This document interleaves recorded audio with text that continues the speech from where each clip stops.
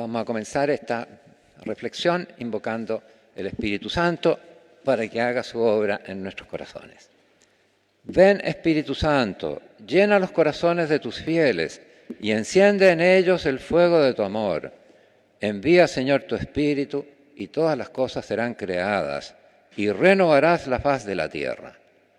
Oh Dios omnipotente, que iluminaste e instruiste la inteligencia de tus fieles con la luz del Espíritu Santo, concédenos que el mismo Espíritu nos dé a conocer la verdad y a gustar el bien, y llene nuestras almas de consuelo y alegría. Por Jesucristo nuestro Señor. Amén.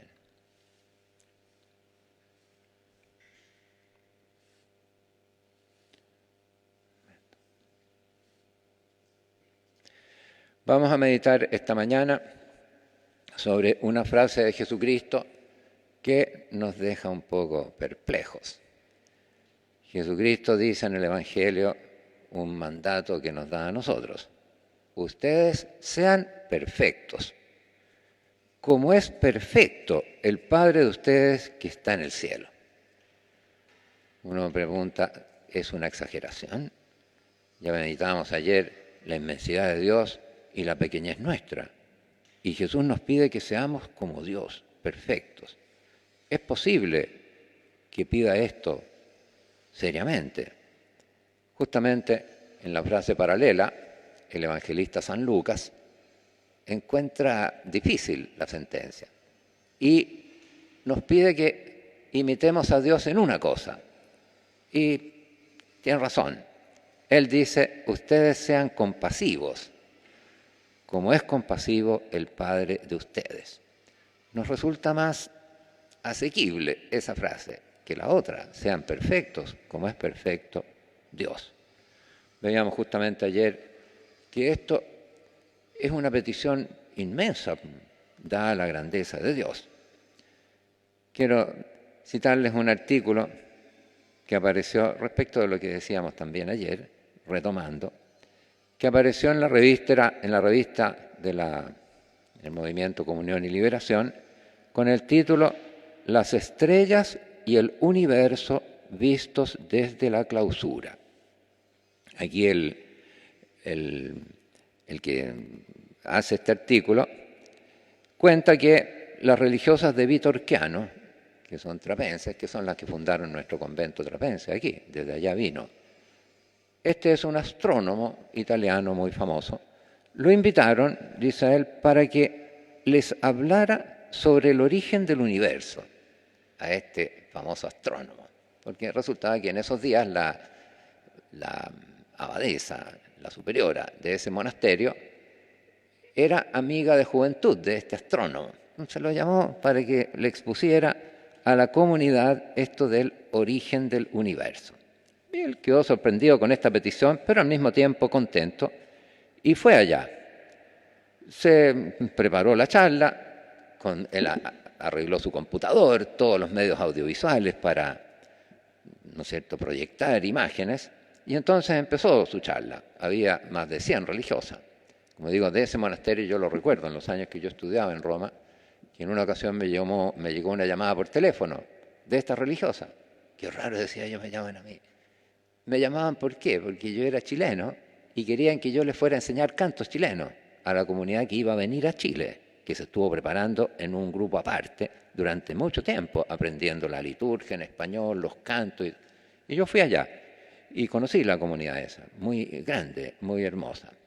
Bueno, cuenta él que empezó su charla.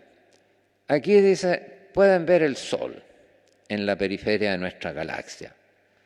Así de numerosa es la familia de estrellas de la que formamos parte. ¿Cuántas? 200.000 millones de estrellas. Ellas se quedan abismadas, dice, participan con tanta entrega en mi exposición que me voy animando, dice él, y gano fuerza. Sigue diciendo, la Vía Láctea es solo una, la vía esta que nosotros vemos así llena de estrellas, es la que Dios le mostró a Abraham, mira las estrellas del cielo. Bueno, la Vía Láctea es solo una entre miles de millones de galaxias. No un millón, sino miles de millones de galaxias. toda la Vía Láctea, que se ven miles de estrellas, y que están en un espacio de 10.000 millones de años luz. Bueno, entonces es lo que le interesa, es que les hablo de la infancia de un universo en ebullición. Dice, el cosmos tiene 13.700.000 millones de años desde cuando empezó a expandirse.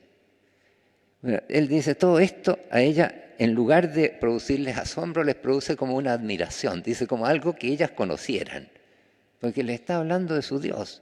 Es como cuando una madre dice, vaya las travesuras de mi hijo, piensan ella en Dios, estas cosas que Dios hace, estas inmensidades que Él se permite hacer. Y bueno, tienen razón, eso es lo que Dios hace. Y como ellas tienen familiaridad con Dios, lo encuentran como fascinante. Y nosotros tenemos que hacerlo igual. Les provoca entonces una admiración y casi complacencia de esta grandeza de Dios. Por eso entendemos que cuando Dios saca a Abraham afuera y le dice, mira el cielo y cuenta las estrellas, si puedes contarlas. Y le dijo, así será tu descendencia. Todavía no ha llegado a ese número, la descendencia de Abraham. No ha alcanzado el número de todas las estrellas que hay en el cielo. Bueno, Abraham creyó en el Señor y se la adjudicó como justicia. Bueno, por eso seguimos, nos preguntamos entonces, ¿en qué sentido podemos nosotros ser perfectos como es perfecto el Creador de toda esta inmensidad? También entendemos lo que meditábamos ayer, ¿no es cierto?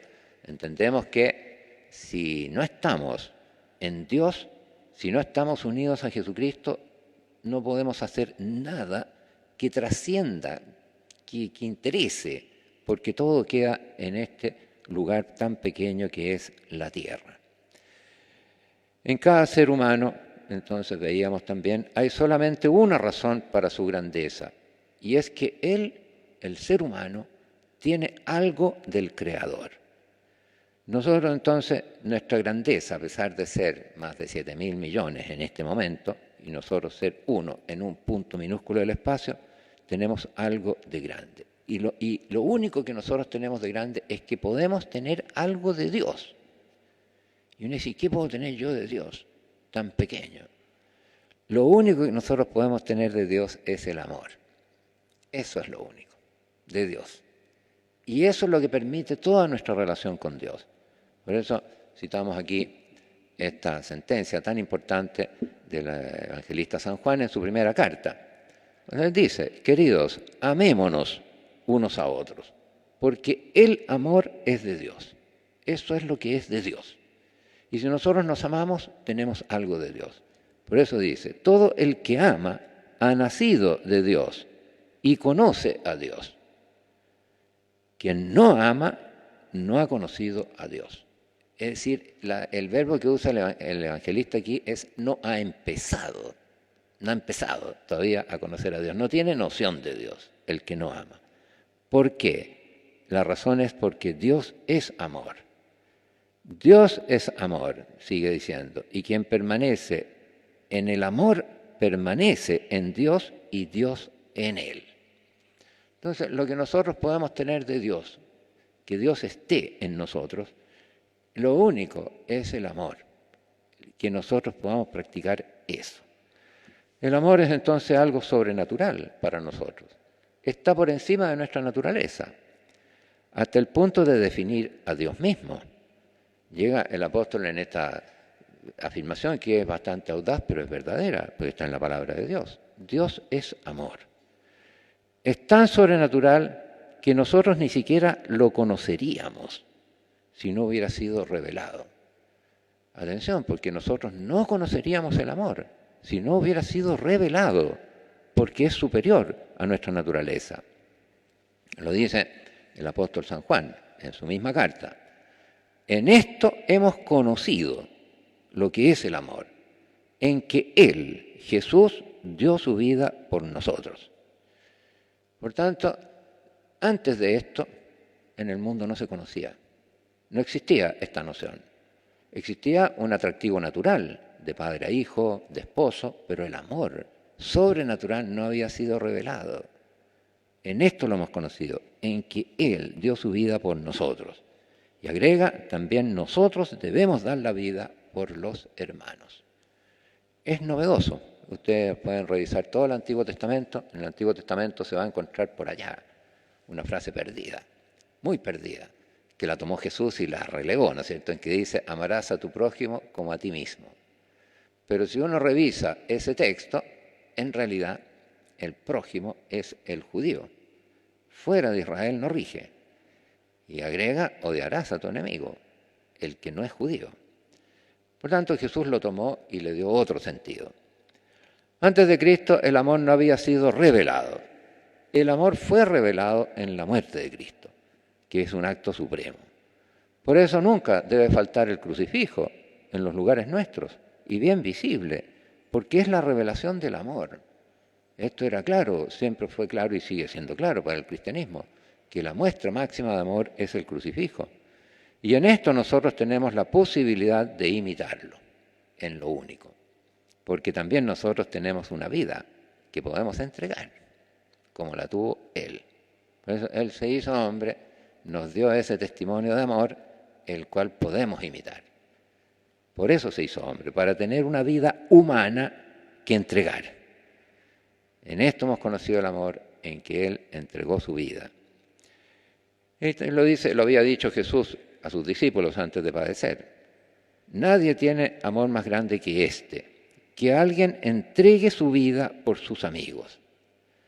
O nosotros decimos, y ya, no todos estamos llamados, ¿no es cierto?, a entregar la vida, entregarla así en un acto así de martirio, pero estamos llamados a entregarla día a día.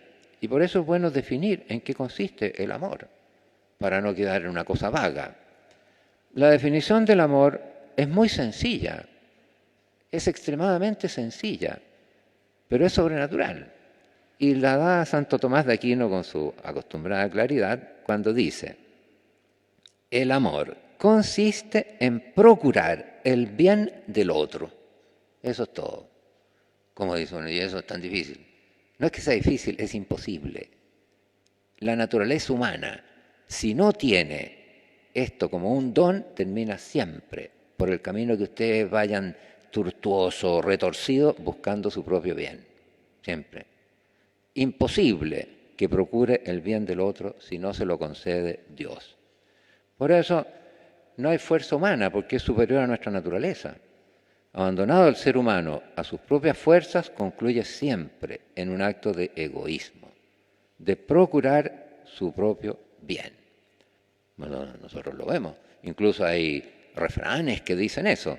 Un refrán, el que parte y reparte se queda con la mejor parte. Es un refrán que describe la actitud humana. Busca la mejor parte para él. No le deja la mejor parte al otro. Uno va a comprar los boletos al bus, pide el mejor asiento. Nunca va a pedir el peor. Nadie hace eso. Va uno a los lugares públicos todo sucio, mal tenido. ¿Por qué? Porque después que los usé yo, los demás allá ellos. Somos así. Esa es la actitud humana. El robo. ¿Qué es lo que es el robo sino un extremo acto de egoísmo? La violencia. Lo vemos a diario en la televisión. La gente se baja de un auto, golpea, roba. Y uno dice, pero ¿y el bien del otro? Es que la naturaleza humana no lo puede hacer si no tiene a Dios. Y se va difundiendo estas actitudes violentas, egoístas, las marchas violentas, el rayar los bienes del otro, el destruir, el quemar. Y uno dice, pero ¿y eso que tú quemaste pertenecía a otro? Y tú no estás buscando el bien de él. No, no me importa el bien de él, yo tengo que quemar. Esa es la naturaleza humana, dejada a sus propias fuerzas. Pero el ser humano, para poner un ejemplo y comparar, el ser humano, la filosofía lo define como un animal racional. O sea, tiene muchos procesos que son comunes a un animal, pero es racional. Esta es su naturaleza. Y la razón del ser humano ha alcanzado límites inimaginables. O sea, lo que ha alcanzado la inteligencia humana es realmente asombroso. En tema de comunicaciones, en muchos temas. Pero en esa definición, animal racional, no entra el amor. No se define por el amor. No dice el ser humano es un ser que ama, porque no está en la definición del ser humano. La naturaleza humana no contiene esto. El amor es un don recibido de Dios que se nos concede. Es una gracia.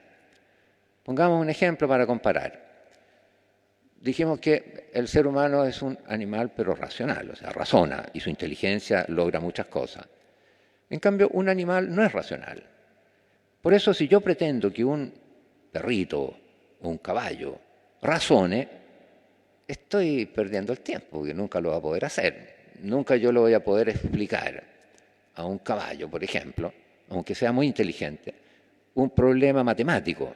No sé, si yo le digo a un caballo carrera, por ejemplo, a ver, pongámonos bien, tú vas a correr los primeros 100 metros más lento, no sé, en 5 segundos para poder correr los otros en 10 segundos y así la carrera va a durar.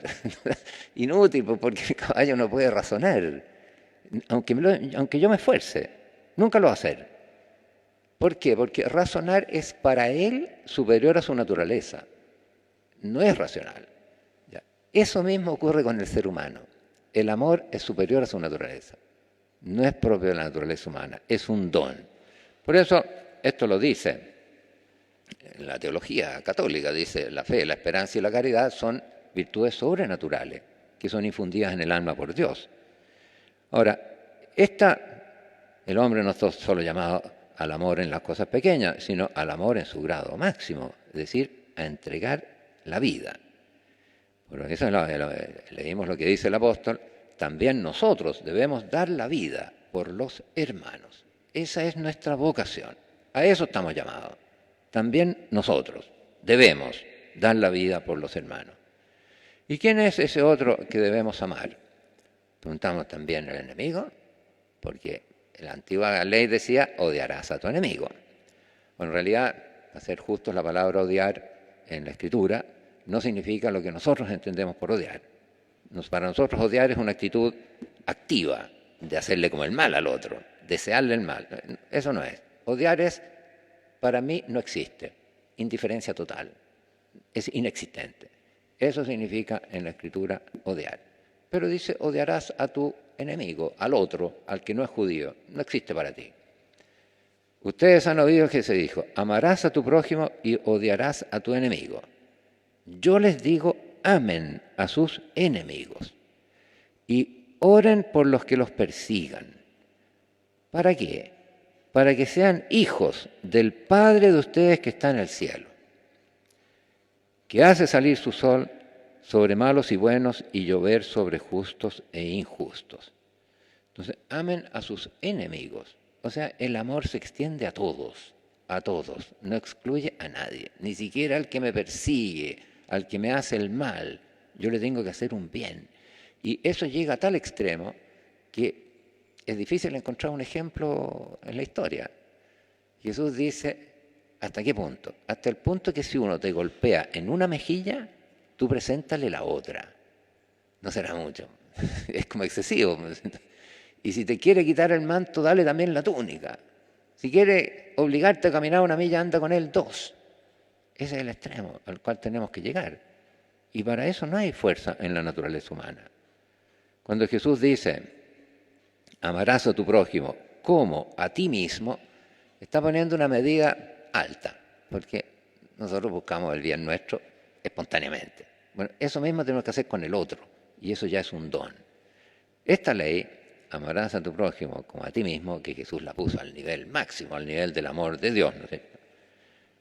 Esta debería ser la ley de la inclusión en todos los países, porque esta es la ley de la inclusión. No hay otra que logre su objetivo. La sociedad secularizada en que nosotros estamos e individualista no querrá reconocer nunca que sin Dios todas esas leyes de inclusión son imposibles. Al ser humano es imposible, por medio de una ley nuestra, pretender infundir en los ciudadanos el amor. El amor es un don de Dios. Es como sacar una ley, no sé qué dirían ustedes si se sacara una ley del Estado que obligue a todos los hombres a medir 2 metros de altura. Inútil, pues todos nos reiríamos, diríamos, es una cosa absurda esta. Es lo mismo. Obligar por una ley a los ciudadanos a amar cuando el amor es un don de Dios. Imposible. Por eso tenemos que volvernos a Dios. y obedecer el mandamiento de Él, que dice, amarás a tu prójimo como a ti mismo, porque junto con ponernos ese mandamiento es Él el único que nos da la posibilidad de cumplirlo. No está eso en el poder natural del ser humano. Podrá construir rascacielos, cohetes, ir a la luna, todo eso lo podrá hacer, pero infundir en el corazón de la persona el amor, eso el ser humano no lo puede hacer. Por eso que sin la gracia de Dios, la inclusión es imposible. La verdadera inclusión, la de amar incluso al enemigo, es un don de Dios. El precepto principal de Jesús, repetido, es el amor al prójimo. Y esto distinguía su enseñanza. Lo dice en varias ocasiones. Hijos míos, ya poco tiempo voy a estar con ustedes, dice el Evangelio de Juan. Ustedes me buscarán. Lo mismo que dije a los judíos, que a donde yo voy ustedes no pueden venir, lo digo ahora a ustedes. Entonces está anunciando su partida. Pero les va a dejar este mandamiento. Les doy un mandamiento nuevo. No existía antes, existe de ahora en adelante. Que se amen los unos a los otros. Que como yo los he amado, así se amen también ustedes los unos a los otros. En esto conocerán todos que ustedes son discípulos míos, si tienen amor los unos a los otros. Y más adelante, 2 capítulos más adelante, repite, este es el mandamiento mío, que ustedes se amen los unos a los otros como yo los he amado. Por eso el mismo evangelista en su carta tiene razón cuando dice, en esto hemos conocido el amor, en que Él entregó su vida por nosotros. Por tanto, también nosotros debemos entregar la vida por nuestros hermanos. Esta insistencia de Jesús permite entender un episodio que de lo contrario permanece un poco extraño y que lo leemos así un poco sin darnos cuenta. Se trata de la pregunta sobre el más importante de los mandamientos. Ustedes lo conocen, ¿no es cierto? En el Evangelio de San Mateo dice, los fariseos, al enterarse de que Jesús había tapado la boca a los saduceos, porque Jesús había sostenido la doctrina de la resurrección, en la cual los saduceos no creían, pero los fariseos sí. Contentos los fariseos, de todas maneras, para ponerlo a prueba, uno de ellos le preguntó con ánimo de ponerlo a prueba, a ver qué tan maestro es. No, nada a prueba. Maestro era un título muy honorífico en Israel, maestro. ¿Cuál es el mandamiento mayor de la ley? Cuando nosotros leemos esto, decimos, como que nos está tomando el pelo. Preguntarle a Jesús algo tan fácil y todavía esperando que va a caer. Piensen ustedes que los judíos leen este mandamiento, escucha Israel, el Señor tu Dios es el único Señor y amarás al Señor tu Dios con todo tu corazón, con toda tu fuerza, con toda tu alma, todos los días, no una vez como nosotros lo leemos en las completas el sábado en la noche. Ellos lo leen todos los días y le preguntan a Jesús eso para ponerlo a prueba. ¿En qué consiste la prueba? No sé, si yo le pregunto a Einstein, ¿cuánto es 2 más 2? Esperando que se vaya a equivocar. Es como absurdo, ¿no es cierto? Bueno, Jesús no cayó, o sea, respondió bien. El primero es amarás al Señor tu Dios con todo tu corazón, con toda tu alma y con toda tu mente. Este es el mayor y el primer mandamiento. Pero salió con la suya. El segundo es semejante a este. Amarás a tu prójimo como a ti mismo. De estos 2 mandamientos dependen toda la ley y los profetas. O sea, la prueba consistía en esto. Esperaban que Jesús dijera, amarás a tu prójimo como a ti mismo. Y ahí le iban a venir encima diciendo, no, el primero es amarás al Señor tu Dios. ¿Por qué? Porque eso era lo que Él enseñaba. Ustedes recorren el Evangelio continuamente. Ámense unos a los otros, como yo los he amado. Fíjense ustedes que cuando el joven rico le pregunta, Jesús le cumple los mandamientos, dice, ¿cuáles? Jesús le cita solamente los mandamientos de la segunda tabla, que se refieren al prójimo. No le cita los mandamientos del amor a Dios. Eso era lo que Él enseñaba. Y por eso los fariseos diciendo, aquí lo vamos a pescar. Porque Él nos va a decir, el más importante es el amor al prójimo. Y ahí nosotros le vamos a venir encima porque está blasfemando el más importante, el amor a Dios. Es una demostración de que Jesús enseñaba eso. Y pensaban, por tanto, que iba a pasar mal esa prueba. Pero Jesús los junta y los pone al mismo nivel. Por eso enseña el evangelista San Juan en su carta, tomándolo todo de Cristo.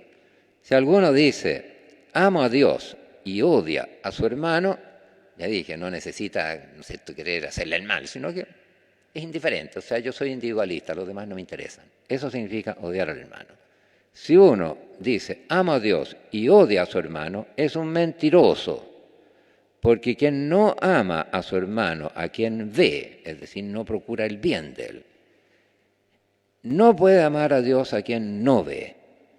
Y hemos recibido de él este mandamiento: quien ama a Dios, ame también a su hermano. O sea, el evangelista, en esta primera carta, Juan, también junta ambos mandamientos porque son inseparables.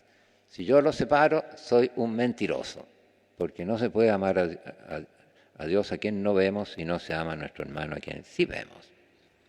Por tanto, ya sabemos nosotros cómo se hace esto. Cuando viene alguien que nos molesta, o que nos es antipático, o que nos viene a quitar el tiempo, o que nos llama cuando estamos descansando, o que nos impide, etc. La pregunta tiene que ser, ¿qué puedo hacer para que quede contento? Para que se vaya feliz, para que se resuelva su problema, y en qué lo puedo servir, y qué más puedo hacer por usted, y que sea sincero. Ese es el amor, hacer eso, buscar el bien del otro. Nunca hemos visto nosotros a alguien, esto lo hacían los santos, el Padre Hurtado lo hacía, que cuando tiene que viajar, vaya a comprar un boleto, llega a la boletería y pide, quiero el peor asiento. Yo creo que caería de espanto la que vende ahí. Dice, este señor está pidiendo el asiento peor, nunca le había pasado en todos sus años de trabajo. ¿Y para qué quiere usted el peor? Es que quiero dejar el mejor para los demás. No, nadie hace eso. Pero eso tendría que hacer. Eso tendría que hacer. Buscar el bien del otro. Ahora podemos responder entonces a qué se refiere Jesús cuando dice, sean perfectos, como es perfecto el Padre de ustedes del cielo. No nos pide que seamos perfectos como Dios en su poder infinito. No, eso no nos pide, porque sería imposible. Nosotros nunca podremos crear el universo, por ejemplo. Eso lo pretendió Adán. Adán pretendió eso, ser como Dios, pero en su poder, en su sabiduría. Y terminó como mal, por ejemplo. En cambio, si nosotros, aunque sea pretendamos ser como Dios, pero en el amor, estaríamos bien. Ahí no importa, exageremos, queremos ser como Dios, no importa, en el amor. Si queremos ser como Dios en tener poder, sabiduría, estamos perdidos, porque estamos haciendo lo de Adán. Lo que tenemos que procurar es ser como Dios en el amor, perfectos en el amor. En cambio, los seres humanos quieren ser autónomos, quieren ser autosuficientes, quieren ser como Adán. Nosotros que somos la nada misma, no podemos pretender ser como Dios excepto en una cosa, como hemos dicho, que es en el amor. Y si pretendemos ser como Dios en el amor, no estaría mal. En eso, seamos como Adán, como Dios, pero en el amor, en el extremo del amor. Y esto es precisamente lo que Dios manda. A eso se refiere Jesús cuando dice, sean perfectos, como es perfecto el Padre Celestial. Y esa perfección consiste en lo que Dios es. Dios lo que más lo define a Él es el amor. Y por una razón simple. Dios, Él es autosuficiente. Él lo tiene todo. No le falta ningún bien a Dios, nada. Si le faltara algo no sería Dios. Por tanto, todo lo que Dios hace es para infundir el amor, para buscar el bien de otro. No puede buscar el bien propio porque ya lo tiene colmado. No le falta nada. Todo lo que Dios hace es por el bien de otro. Por eso Dios es amor. Y eso es lo que nos tiene que infundir a nosotros. Si nosotros imitamos a Dios en eso, estaríamos bien. En eso no habría orgullo ni soberbia. Es lo que tenemos que hacer. Por eso el evangelista dice, y por eso la santidad se define así. ¿Cómo se define la santidad? ¿Qué es lo que es un santo? ¿Cómo lo define la Iglesia? Un santo no es otra cosa que quien practica el amor en el grado de la perfección. La santidad es la perfección del amor. Eso es. Y por eso se cumple lo que Jesús dijo. Sean perfectos como es perfecto el Padre Celestial de ustedes, pero en ese aspecto, en el amor de Dios, que es lo que lo define a Él. El evangelista San Juan en su carta dice, a Dios nadie lo ha visto jamás. y nosotros queremos alcanzarlo. Como dice San Agustín, esta criatura tuya, que es una partícula del universo. El pobre San Agustín todavía no sabía lo pequeño que éramos, porque él tenía una astronomía muy limitada. Si viviera hoy, lo diría con mayor énfasis. Esta partícula de tu creación pretende alabarte a ti, Dios.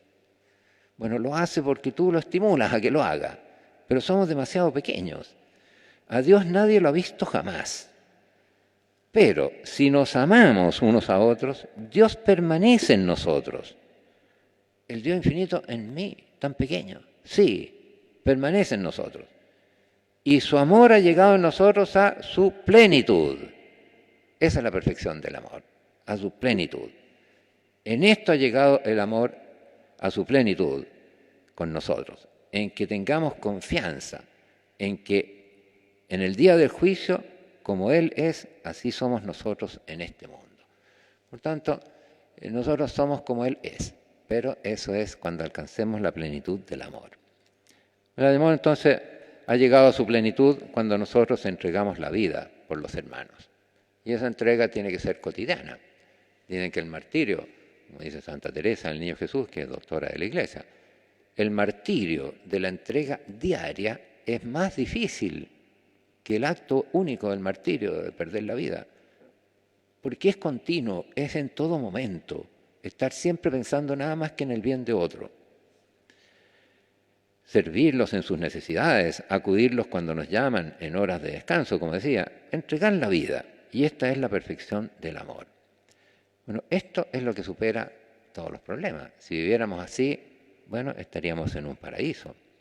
Nos vemos agobiados muchas veces los creyentes, los católicos y los creyentes en general, porque no sabemos cómo ubicarnos en el mundo.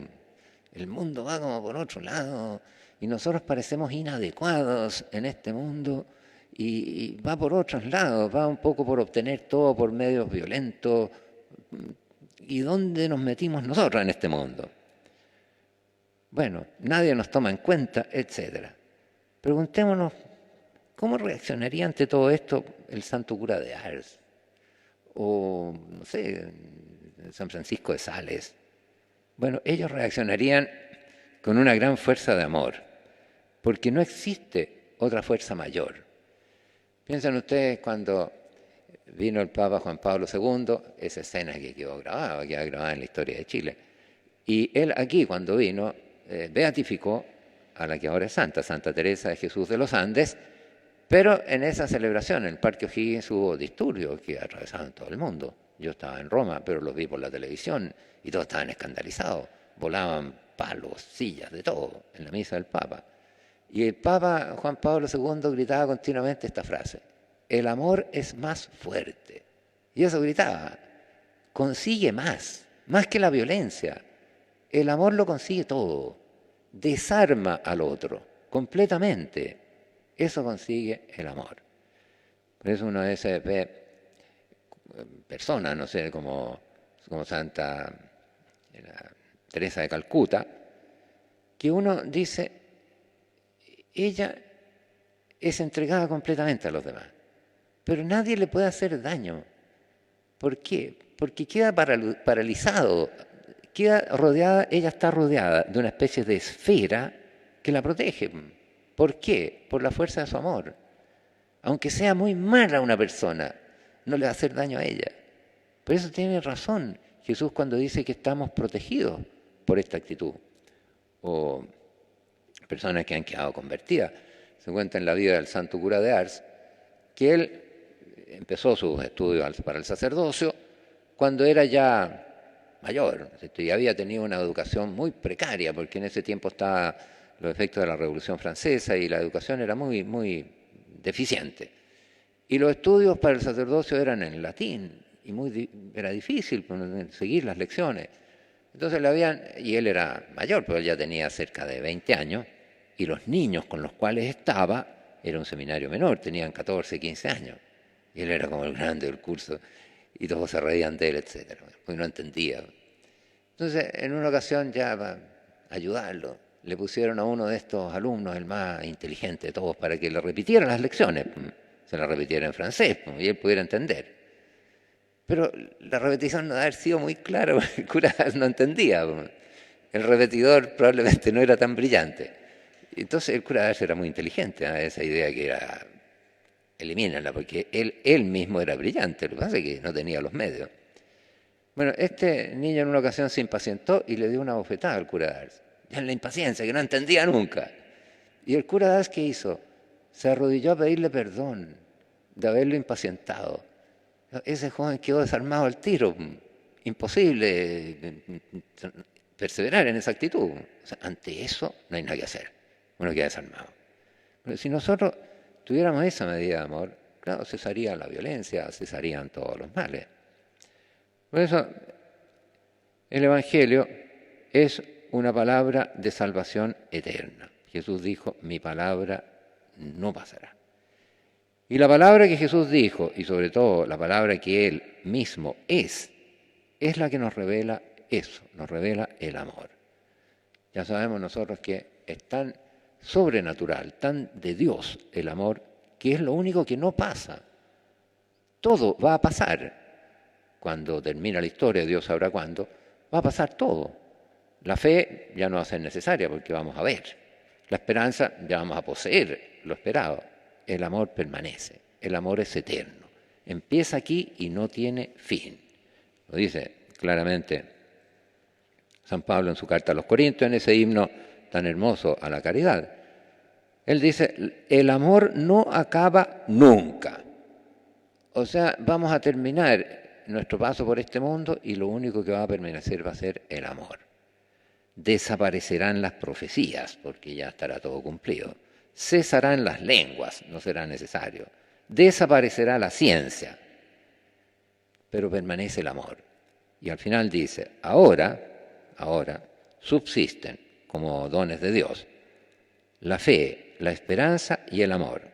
Estas tres, son tres, tanto que las cuenta, 1, 2, 3. Pero la mayor de todas ellas es el amor. Y es la única que permanece. ¿Por qué? Porque se identifica con Dios y Dios va a permanecer por toda la eternidad. Y es de eso de lo que nosotros tenemos que participar. Lo dice también San Pablo en su carta a los Romanos, cuando dice, el amor de Dios, eso que es de Él, es un don, porque dice, ha sido derramado en nuestros corazones por el Espíritu Santo, que se nos ha dado. Por tanto, es un don que nosotros tenemos que pedir y que tenemos que tratar de vivir. Ahora entendemos entonces por qué Lucas acomodó un poco la sentencia de Jesús, porque dijo, ya, podemos en la compasión. La compasión es un aspecto del amor cuando se dirige al que está mal. Cuando alguien está mal, el amor adquiere la forma de compasión. Yo me pongo al nivel de él a padecer junto con él para tratar de sacarlo de esa situación desesperada en la que se encuentra. Entonces, tiene razón él cuando dice, sean compasivos como es compasivo su Padre Celestial. Trató de acomodar porque le pareció que ser perfectos como Dios era como mucho. Pero si Dios es amor, no está mal, que pretendamos ser como Él en eso. Ahora veamos en qué contexto está inserta esa sentencia. Está en el Sermón de la Montaña, cuando Jesús dice, ya lo hemos citado, lo vamos a repetir, ustedes han oído que se dijo, amarás a tu prójimo y odiarás a tu enemigo. Pero yo les digo, amen a sus enemigos y oren por quienes los persigan, para que sean hijos del Padre Celestial de ustedes. Y ya saben que para que alguien pueda ser hijo, la condición es que tiene que compartir con él la naturaleza. Un padre y un hijo, por obligación, tienen que ser de la misma naturaleza. De distinta naturaleza no puede haber un padre, por ejemplo, no sé, un caballo no puede ser padre de un perro, imposible. Puede ser padre de otro caballo, un perro de otro perro, un ser humano de otro ser humano, Dios de otro que es de su naturaleza. Si no, no se puede. Y por eso tiene razón cuando dice, si ustedes aman a sus enemigos, van a ser hijos del Padre Celestial. Ese es el modo de ser hijos de Dios. Vamos a tener algo que es de Él, que es el amor. Porque Él hace salir su sol sobre malos y buenos y llover sobre justos e injustos. Nosotros tenemos que amar a los buenos y también a los malos, a los justos y a los injustos, para poder ser hijos del Padre Celestial. Porque si ustedes aman a quienes los aman, ¿qué recompensa van a tener? Eso, amar a quien me ama, es un poco buscarme a mí mismo. ¿No hacen eso también los publicanos? Y si no saludan más que a sus hermanos, ¿qué hacen de particular? ¿No hacen eso también los gentiles? Ustedes sean perfectos, como es perfecto el Padre Celestial de ustedes. Eso entonces es la norma que nosotros tenemos, y ya sabemos que cuando se canoniza un santo, lo que se hace es declarar eso: ha sido perfecto en el amor. Y decíamos al principio que nuestra vocación es a la santidad. Estamos llamados a ser santos. Y por tanto estamos llamados a practicar el amor en el grado de la perfección, que es la entrega de la vida. Y esa vocación es la que formula San Pablo, y con esto vamos a terminar esta meditación, al comenzar su carta a los Efesios, alabando a Dios.